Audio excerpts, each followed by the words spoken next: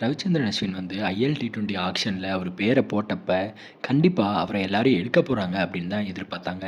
ஏன்னா, Indian player வந்து just retire ஆன பிளேயர். ஒரு பெரிய லெஜெண்டுன்னே சொல்லலாம். அந்த மாரி ஒரு பிளேயர் வந்து அந்த லீகுக்கு விளையாடுறது, அந்த லீகுக்கு தான் பெருமை. அதனால கண்டிப்பா வந்து அவர யாரோ எடுத்துருவாங்க அப்படின்னு தான் எல்லாருமே எதிர்பார்த்தாங்க. அப்படி இருக்கும்போது வந்துச்சு பாருங்க ஒரு ட்விஸ்ட்டு. ரவிச்சந்திரன் அஸ்வின் வந்து ஃபர்ஸ்ட் ரவுண்ட்ல ஃபர்ஸ்ட் செட்லயே வந்தாரு. அவர யாருமே எடுக்கல.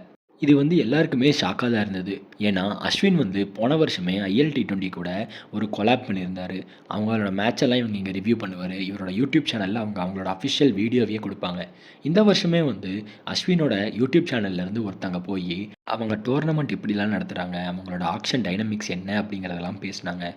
இத்தன நடந்தும் அவர வந்து இப்ப டீம்ல எடுக்கல அப்படிங்கிறது வந்து நிஜமாவே ஷாக்கு தான். ஏன்னா, கண்டிப்பா நம்மள யாராவது எடுத்துருவாங்கங்கிற நம்பிக்கையில தான் அவர் யூடியூப் சேனல்லலாம் வீடியோ போட்டுட்டு இருந்தாரு.